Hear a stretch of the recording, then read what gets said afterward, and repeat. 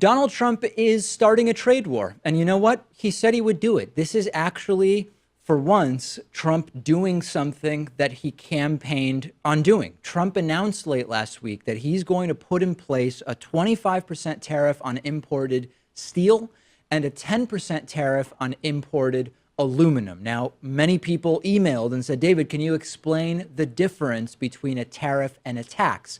They're similar in many ways, but tariffs are specifically on imported goods and services. They're used to make products, to make stuff more expensive to consumers. And the consumers of a lot of these products are often industry, not individual consumers.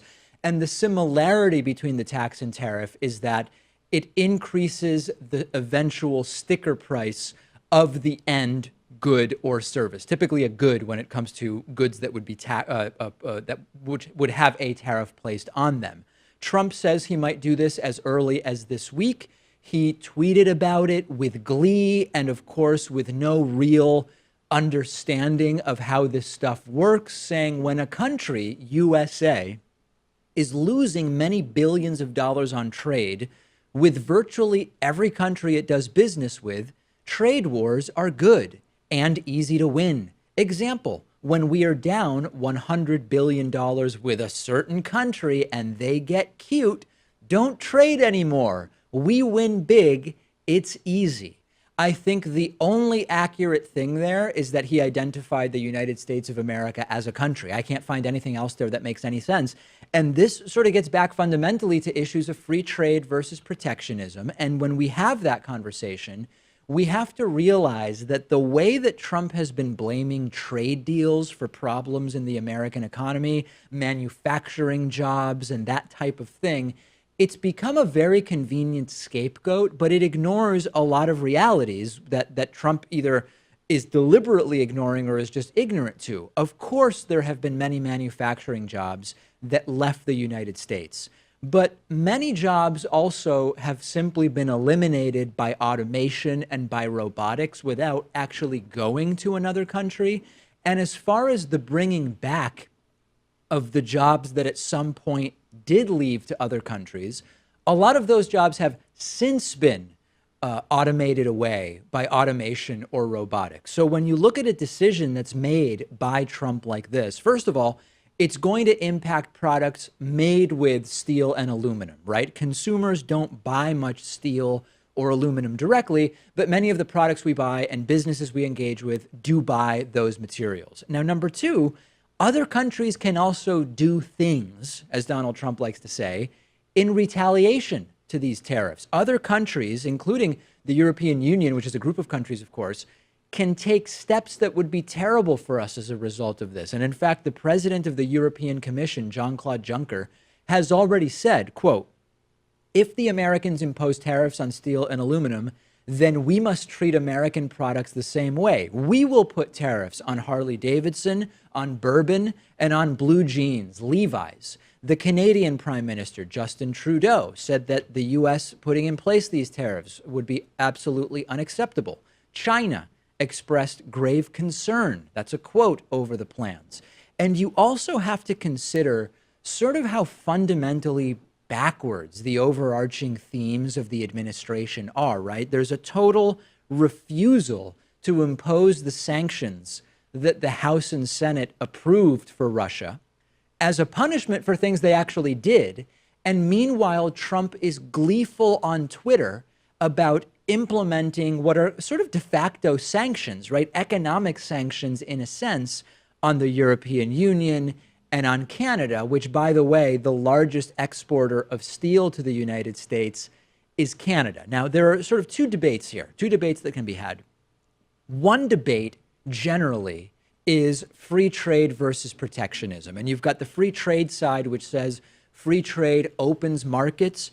It reduces prices for consumers, which has some truth to it. And of course, there are downsides to free trade. Free trade degrades the rights of workers in many ways. It can have a downward influence on wages.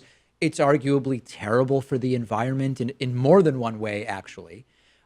The protectionism side likes to argue that tariffs and trade restrictions by countries protect those countries' jobs, that country's jobs, but that they do raise prices. So you keep jobs, but stuff costs more.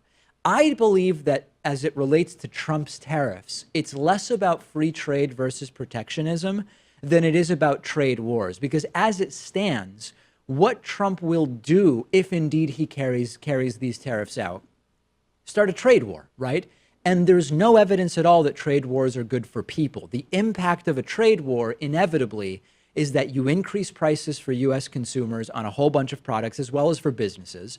It will lead to a loss of sales for American businesses because they are going to be exporting less to other countries as a result of that retaliatory effect.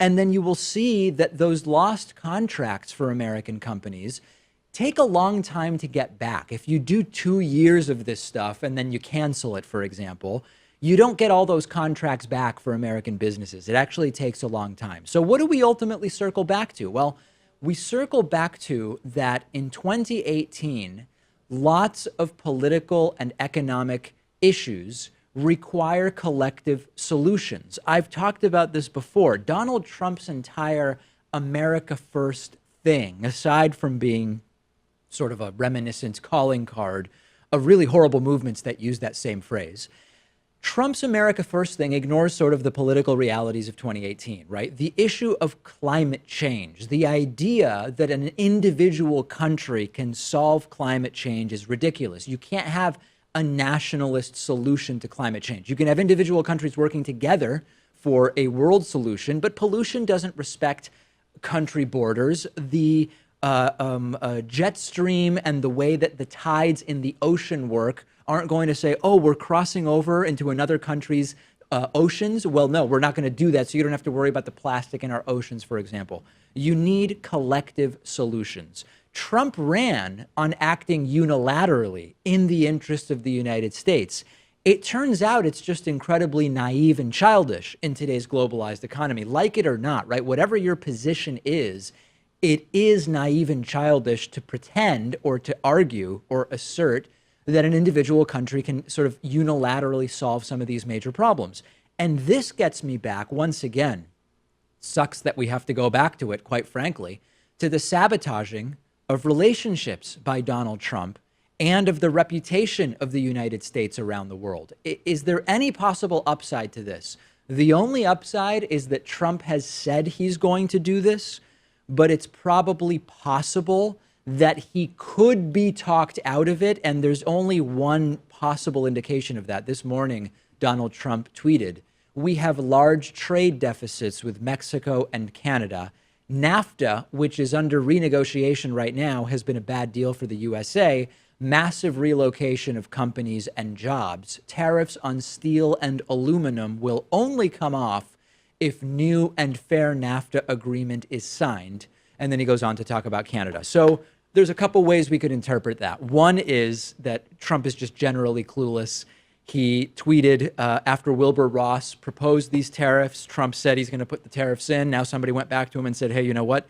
This is actually going to do a lot of damage. You may want to just consider the possibility of not doing it. And Trump has now come up with a new way. He's sort of qualifying the tariffs by saying, if we get a NAFTA renegotiation that he likes, would he even understand it? I guess if someone tells him it's a good renegotiation, he would back off of it. But this is not a good direction to go in. And we've seen it, not that the stock market is the be-all, end-all of how the economy is doing, but the fact that the stock market has been both crashing and erratically swinging like a yo-yo since we heard about this on Friday. This is the type of instability that, again, I know that in some ways some people are tired of hearing this. Other countries, I don't have to name any country, other countries generally benefit from American instability if they want to be seen as authorities on democracy or economic powers or the countries that we should be dealing with to figure things out. So in all ways, this is a bad idea. And it's a separate question from if we were to go back to the beginning, whether we would want to adopt a policy closer to free trade or closer to protectionism. We have a status quo, and what we have to consider now is sort of how these pronouncements, how these decisions will impact that status quo, and this is not good.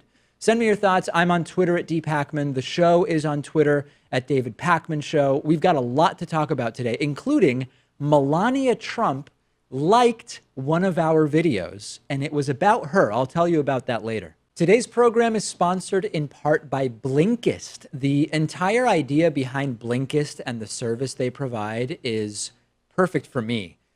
And I assume really great for a lot of people in our audience too. If you watch this show, you know I read a lot of nonfiction books. And Blinkist is an app that takes nonfiction books and it distills the most important points and insights from the book down to a powerful package of information, which can be read or listened to in about 15 minutes on your mobile device or tablet.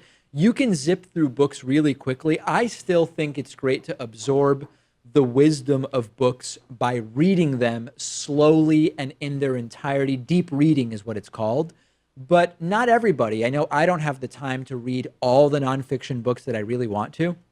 So for the ones I can't read, Blinkist is the next best thing. Huge selection for one low flat rate. You get access to thousands of books. You can switch between text and audio, both online and offline. And you also get personalized recommendations based on books you've already chosen. Join over 4 million people already using Blinkist. It made the iTunes Best Apps of 2017 list. It's free to try, but you can also get a 20% discount on a yearly membership by visiting Blinkist.com/Pakman. If you're watching on YouTube, we've put a link in the description underneath the video. Again, that's Blinkist.com/PAKMAN.